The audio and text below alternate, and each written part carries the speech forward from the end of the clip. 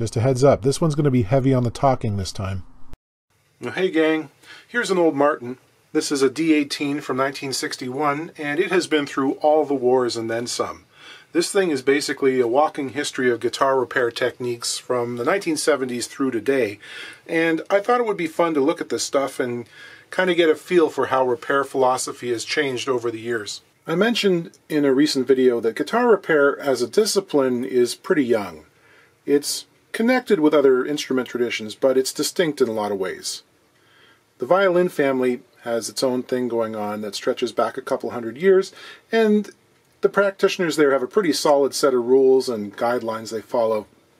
If you color outside the lines in a violin repair shop, they'll smack you upside the head pretty quick, and they'll either disown you or they'll bring you back in line. They even have a manual, which is something that guitar repair does not have. It was written by Hans Weishaar, costs like $400. If something doesn't show up in that manual, it's not okay to do. This is all based on the perception that violins and their ilk are desirable, precious. Generally speaking, they improve with age. And the impetus to look after them with reverence has been in place for a very long time. It wasn't always so with guitars.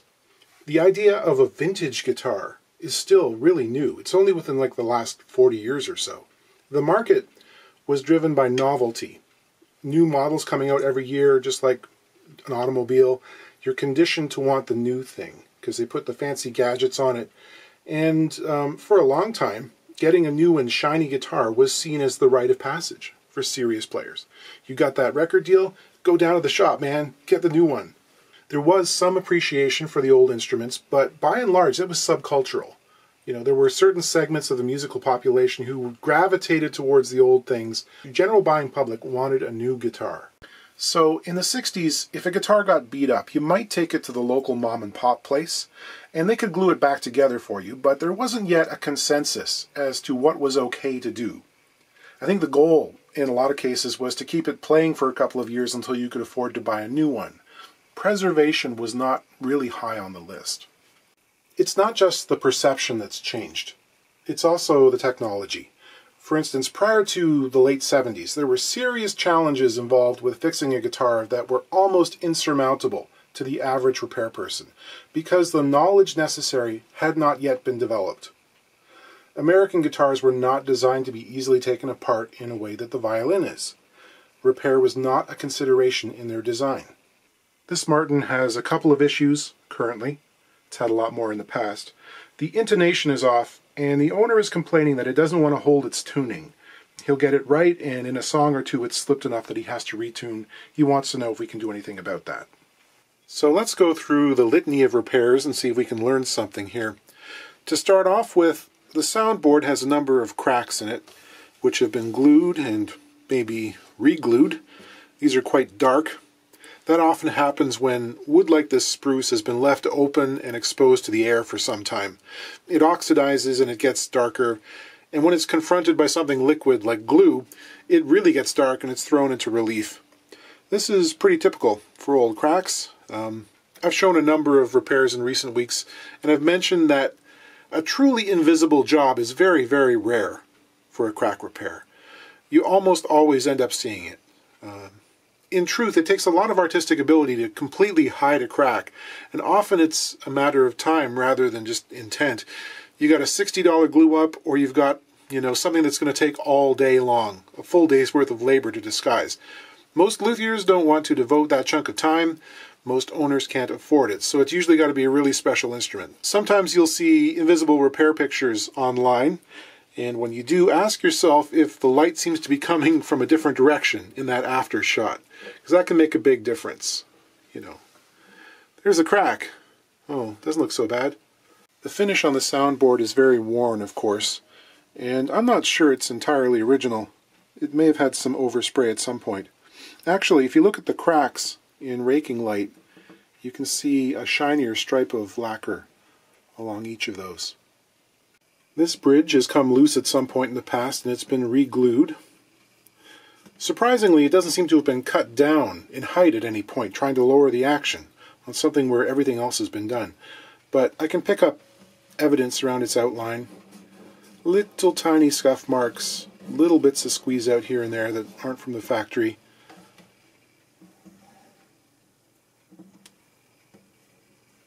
Also, look at this wing here. You can see that although it's glued down flat to the soundboard right now, it's not lifting. The top surface has cupped, and this tells me that it was probably warped by the back end lifting off slowly over time, very much like what we saw last week with that Laravé bridge. It's very difficult to get a bridge to return to perfect flatness if it's warped and it's come off the instrument. Heat bending is sometimes successful, but you have to sort of overbend it to compensate for the spring back, and the warp has a kind of muscle memory to it. It just wants to do that again. So, you know, the inconsistent results, usually we just go ahead and flatten the bottom of the bridge and make it fit to the soundboard.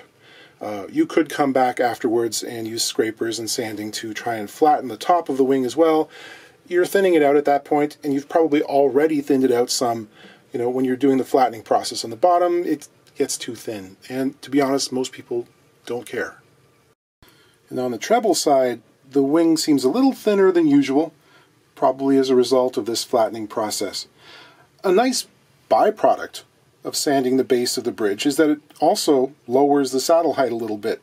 You're lowering the entire bridge. That could be advantageous, and the reason why nobody ever had to plane the top off this thing. So it still looks pretty original from the top. Other inconsistencies are just part of the way Martin was building guitars. You can see here that the amount of the through saddle that intrudes into the area of the wing here on the treble side is quite narrow. It's only a couple millimeters. It's much longer on the bass side. That's because they left the bass side thicker and heavier. They introduced it to the sanding drum, just exposed more of the saddle. Because this is sort of tapered.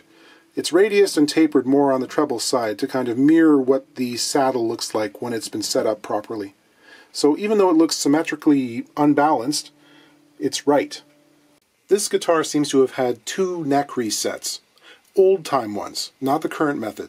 I can't tell which one was done first, but before the advent of steaming off a neck for removal, people would have to access that dovetail cavity somehow, and usually it involved cutting through the fingerboard, heating the extension up and pulling it away, and then dribbling hot water down into the little gap at the front edge of the dovetail.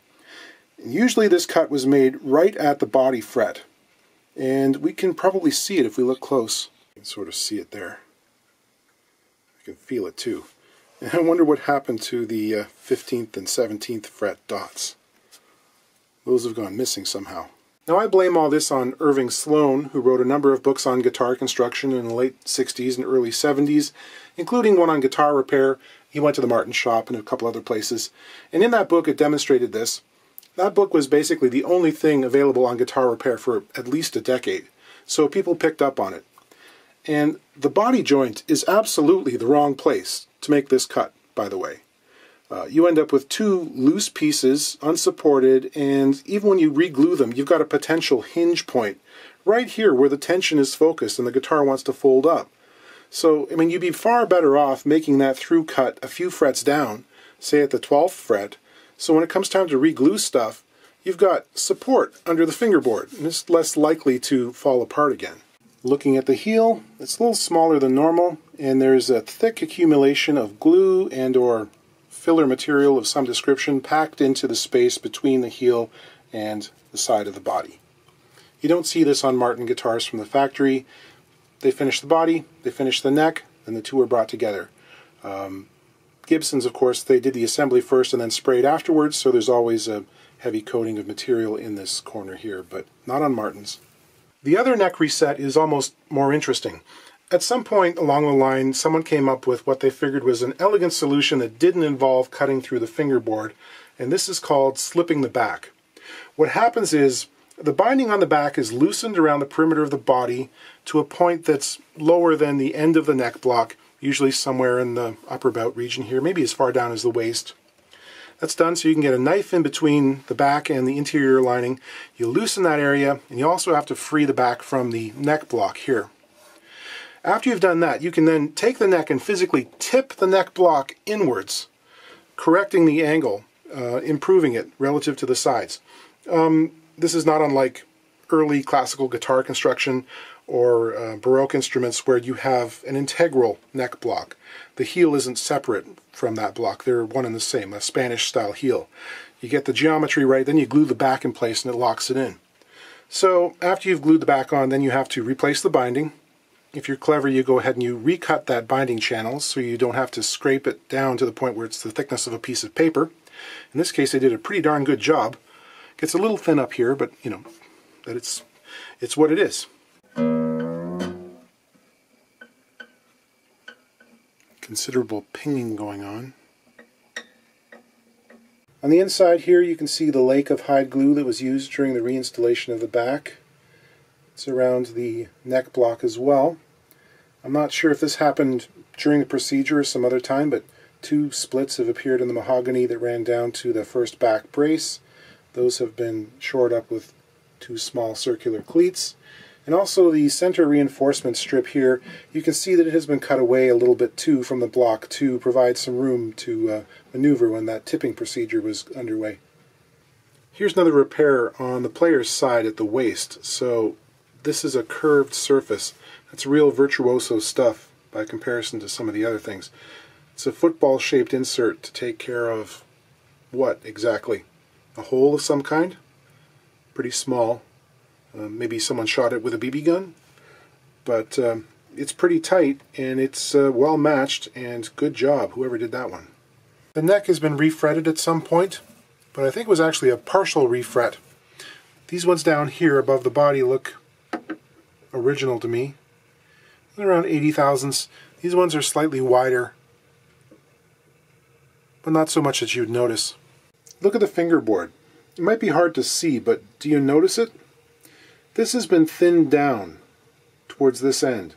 This was the other way of improving the angle in efforts to lower the action. It's actually what Martin used to do for the longest time. The frets were removed and the board was planed, angling down towards the nut. So it's skinny on this end, it's thick up near the body joint, and then it gets thin again over the extension. The side dot markers are proportionally much closer to the surface of the board than they originally started off. As it turns out, this neck has a lot of relief. It's around 18 thousandths at the 6th fret, which is about 3 times what it would have had when it left the factory. It's quite a lot. There is no adjustable rod in this guitar, of course, and you know, the relief, maybe I could dress some of that out of the fret height, but you know, I don't think so. Not on this guitar. The frets here were leveled but not really recrowned very much. The tops of them are quite wide and flat, and that can cause issues with fret-to-fret tuning. The string takes off ahead of its ideal stopping point right in the middle of the fret, so recrowning should improve that quite considerably. The saddle that was made for this has the string takeoff point approximately in its middle all the way along. In checking the intonation, I see that it plays pretty flat at the high E and pretty sharp on the low E. Low E's on Martins in this period pretty much all play sharp at the 12th fret. The saddle angle isn't really enough to get you all the way there, and the saddle width is quite narrow, being 3/32 of an inch. It's hard to file enough into it. So it can be improved though if we make a new one where the string takes off right at the very back edge of the saddle for the low E and right at the front edge for the high E. We'll gain about a 32nd of an inch. That's 0.7 millimeters in compensation. That should sweeten things up. The other thing is the nut. I'm really interested to see how this was shimmed up and if it's glued in place and where. Martins, as we've discussed in the past, have a 15-degree headstock angle, and the bottom of the nut is cut to sit on that angle rather than being in line with the fingerboard. Now what can happen if the nut is placed onto a thick shim like this, especially if it isn't glued down securely, is that it can rock forward slightly. You see that? This can eat up string length, but also when you're tuning up the strings, the drag can hinge it backward a little bit. And then when you've been playing on it, the pressure on the strings from your fingers will drag it forward again. Now it might stay like that or it might wobble, but anyway, you're out of tune. We'll also inspect the string slots. As you saw, I think some of them are too tight or irregular, some of them are pinching, so that when you tune, you're storing up energy there that gets released unexpectedly, and your tuning goes kablooey as the string relaxes. So I'm betting I'll probably have to make a new nut. I'm going to start by recrowning the frets. That's one of the jobs that definitely needs doing. I'm putting a little Sharpie marker on the tops here so that I can check my progress. And I'm using a 3-corner file this time. It's very controllable, and especially on lower frets, sometimes the commercial fret files don't do such a great job. The corners on this file have been ground smooth, so there's no chance that it's going to cut through the tape and mess up the board. I'm just going to spend some time and turn the flat plateaus on the top of the frets into a nice smooth radius. When I'm done, there'll just be a hairline of marker left in the top center of the frets, and I can polish that off using progressively finer abrasives. Then I can clean and oil the fingerboard. You can see there's quite a lot of wear there in the first position. I opted not to fill that this time. It wasn't annoying on my fingers when I was cording. I was able to sink my scalpel right into the shim there underneath the fret, so I realized it was time for it to go. I knocked it free and revealed that it was in fact a whole bunch of sheets of regular printer paper. Now the nut was glued to the top of the paper, but not actually to the front of the fingerboard. So it was nice they recycled. I chiseled that all away and made a new nut.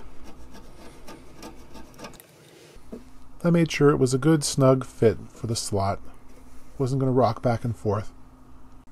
It's obviously much too tall at this point, so I used the half pencil trick to mark out a line that will give me some guidance, marking the distance from the edge of the fingerboard to the outside E strings. I like about 3.5 millimeters on the bass side, about 3 on the treble. I mark out the string-to-string spacing and then use a razor saw to give me a good accurate guideline for my nut slotting files.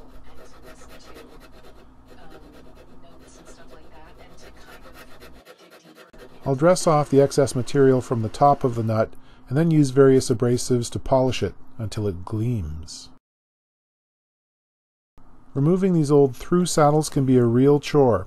Martin used a little bit of hide glue to hold them in place. Oftentimes later on in their lives they were glued in with something stronger, and I think this probably has tight bond under it. So I've got to dress off some of the excess material and then saw the thing in two so I can crack it off and chisel it out of there. This looks like I'm being really aggressive. I spend about 20 minutes being very careful to make myself a nice slot in which I could run the saw through. And then I just kind of chisel and tap and chisel and tap and excavate, and eventually it all comes out. I true up the edges of the slot using a thin safe edge file, and then go to town on the saddle blank, whipping through this stuff here, sanding the profile to shape. Gonna oil up the bridge too because it was pretty dry. I've shown before how I use a folded over B string to give myself a good hard takeoff point and really dial in the intonation as good as I can get it. Here I'm filing up to each of those intonation lines, and then I will blend them all together so it's kind of a nice smooth curve. For the ends of the saddle I'm using some sandpaper wrapped around a dowel to get that nice scooped effect. I managed to break 2 G strings during setup until I decided to get smart and file and sand off the sharp corners that had developed on the tuning post. Using this method, it's possible to really dial in the intonation. On some guitars, it's not possible to get the B sounding this sweet without modifications. Depends on how the saddle angle lined up. One more little tidbit of Martin history here. Have a look at the headstock. It's a classic design, iconic really. Think back to photos you may have seen of those pre-war Martins that everyone idolizes, the ones that everyone goes wild for. Think about the headstocks on those, and also ones that you might have seen, new ones, on the rack at your local music store. Do you notice anything different? It's subtle, but it's there. Not the wood. The wood is different. This is Brazilian rosewood. The modern ones would have Indian rosewood or some composite. But check out the corners on the top here. They're pretty radiused, aren't they? Kind of soft looking. The earlier ones were much sharper, and so are the new ones. What was happening is that Martin was using the exact same shaper template throughout the 40s, 50s, and 60s to make their headstocks. It's a big piece of metal that clamps to the headstock, and they run essentially a gigantic router bit around it to cut off the material and make the shape. Over time, now they weren't making as many guitars as they are now, but it was still adding up. Every time they passed that shaper across here, it got a little bit of wear. And over the decades, it softened and softened and softened and turned into kind of a marshmallow. and it's not even all that symmetrical at this point. By the late 60s, it was so soft that people started to notice, and they realized, oh, hey, this has changed. Maybe we ought to make a new one. So they went back, and ever since they've kept it pretty sharp. But you can notice this progression as it goes. It's fun to look at from guitars, 5 years apart. You can notice a difference. There we have it, all strung up. There's one other modification to this guitar we can talk about in this shot here, and that is the pick guard, which first of all is black, which wouldn't have happened until the 1970s, would have been a reddish-brown tortoise guard. The other thing is it comes really, really close to the wing of the bridge there, in a way that the original ones didn't. Ordinarily, there's like a 3/8 of an inch gap, about 10 millimeters. Just the sort of thing that would drive a real Martin nerd nuts. But, it's fine. It's doing the job. Got this strung with some of these Martin Tony Rice retro strings. Different sound from the phosphor bronze I'm used to. Sounds good though.